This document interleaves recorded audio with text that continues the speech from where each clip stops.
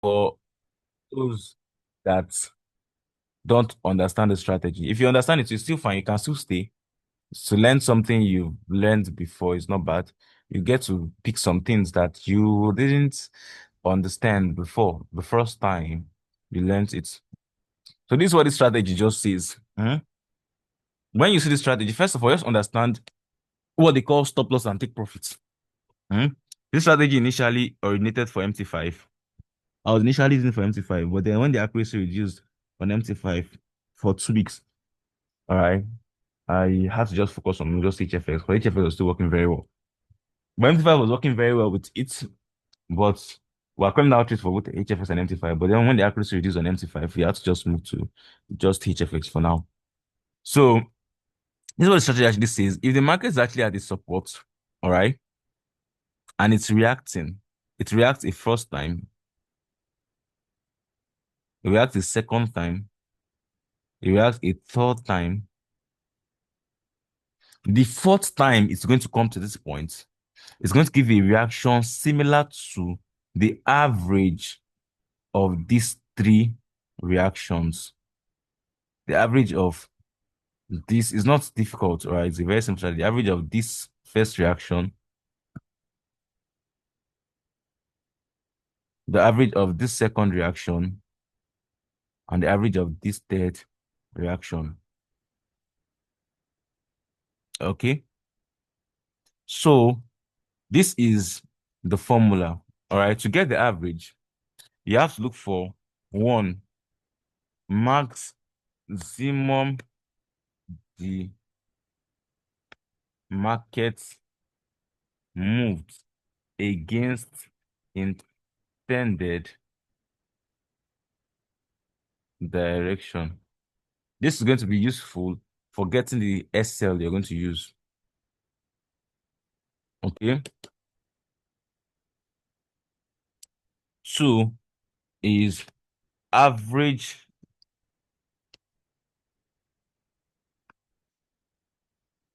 movement the market made in intended direction. All right. Then three, exercise for HFX, expiration time that would have worked across first three reactions. First three reactions. All right. That is basically. So let's start with the first one. Let me make this. mm, we saw a GP card here. Let me put GP card here. We use GP card as our reference um um um markup. Okay. I don't like being theoretical. I usually like being practical.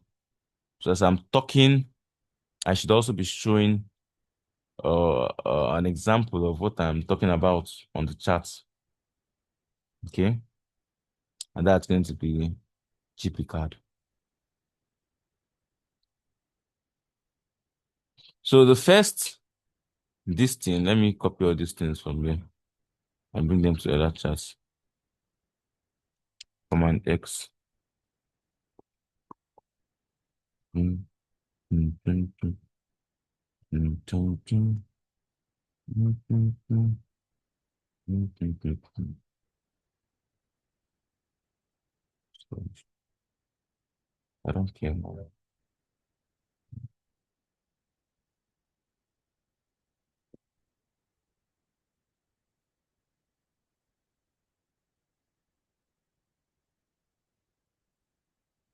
So let's do this now.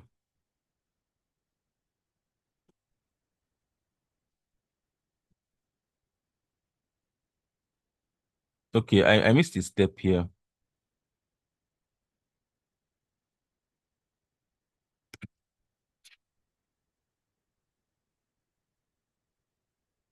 Get TP and SL with 1:4 arrow arrow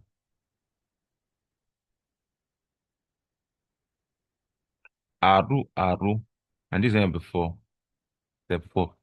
Okay, so first step 1, maximum the market moved against intended direction. Now, when you see a resistance, you need to understand that the resistance is designed to prevent the market from going above the resistance line.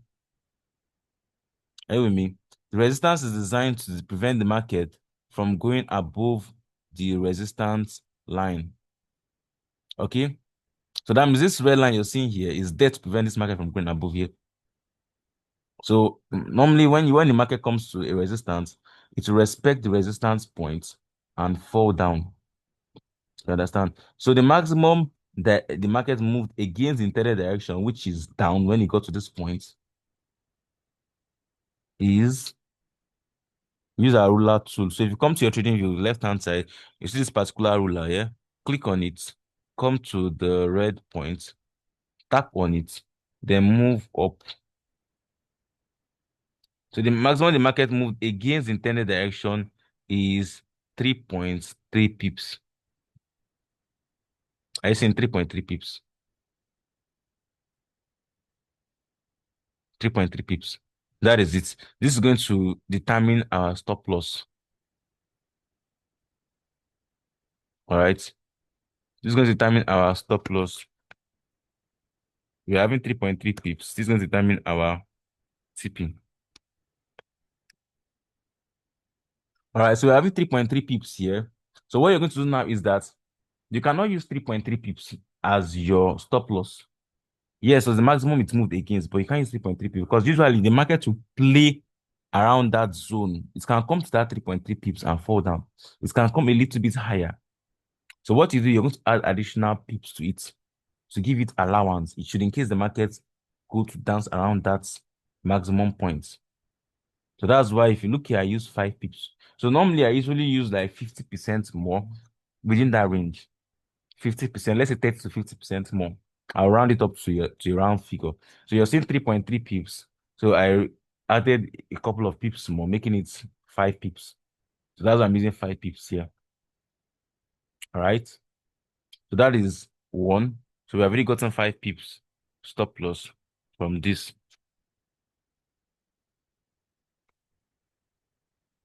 The next one now is the maximum the market moved in the intended direction, towards the intended, yeah, in the intended direction. Maximum the market moved in towards sorry, average movement rather, the market made in the intended direction. If you come here, this one, when it touched here, it reacted, it moved from here to here. First 3 reactions, remember, that's what we're working with. That's not giving a fourth reaction first. So it's got here, boom, and it reacted. It moved by 22 pips. So the first reaction was by 22 pips. From here, 22 pips here. And 20, yeah, 24 pips approximately. That's the first reaction. The second reaction, when it got here, it moved by 23, 24 pips. All right. And the third reaction was about 40 something pips or so. So when I say average, I mean which particular price can you choose that all 3 reactions got to? You understand? So if you look at all of them now, all of them got to 23, 24, and 48. That means all of them got to a minimum of 20 pips. Remember what I said? The fourth reaction is going to be something similar to the first 3 reactions. All right. So since all of them came to a minimum of 20 pips, if I use that 20 pips as my TP, the market is likely going to do something similar. Going to do something similar. So it's going to not hit my stop loss. It's going to probably play around this 3.3 points, but it's not going to hit my stop loss, and it's going to hit minimum of 20 pips. Minimum of 20 pips. So that's why I'll take that and I'll put it here. 20 pips. Now, when you're getting your stop loss and take profits, remember your risk to reward ratio has to be 1:4. So why trying to adjust that? Let's say, for example, now these things now, let's say they don't move up to 20 pips. Let's say this one moved by, let's say, 18 pips. This one probably moved by 7, 16, 16. And then this one I moved by 40. See, I cannot use 20 pips because the first reaction is not hit up to 20 pips. So what am I going to do? Let me see if I can use 16 pips. But for me to use 16 pips now, I'll come and check here now. I'm going to have to adjust the stop loss to 4 pips. And the only reason why I can adjust the stop loss to 4 pips is because the market did not hit up to that 4 pips. The maximum it got to was 3.2. All right. Was about 3.2. Yes, I can do about 3. So I can just leave additional 1 pip gap there and put it there as the distance. So that my risk to reward ratio is going to be 1:4. So 1:4 basically means my TP is 4 times my stop loss. So 5 pips stop loss times 4, 20 pips TP. So if I'm using 4 pips stop loss times 4 would be 16 pips TP. Do you understand? That's what I actually mean by it. So as long as everything has conformed to this, I've gotten my stop loss and my TP, which is actually got from the first 3 reactions. And the both are 1:4 risk to reward ratio. That is good. Next thing is to check. This one is for HFX one. This first 3 on is for MT5 or MT4. The last one is for HFX. What's the expiration time I'm going to use on HFX? So now I'm going to come and check the expiration time that would have worked across the first 3 reactions. So if I was to take these first 3 reactions in the past, which expiration time would have enabled me clear this one, and this one? Let's start with 5 minutes expiration time. If I had taken 5 minutes expiration time, yes, I would have cleared this. This is 5 minutes time frame. So this 5 minutes got here and reacted well. Cleared. Bam. Now, if I had taken this one, I would not have cleared this one. Right? Because this is the 5 minutes expiration time. I may not have cleared it. See, it got here, this 5 minutes, and then it went above. So there's a very strong possibility that this market was still above, maybe around 6 minutes into the trade or 7 minutes. Then 8 minutes, it now fell down.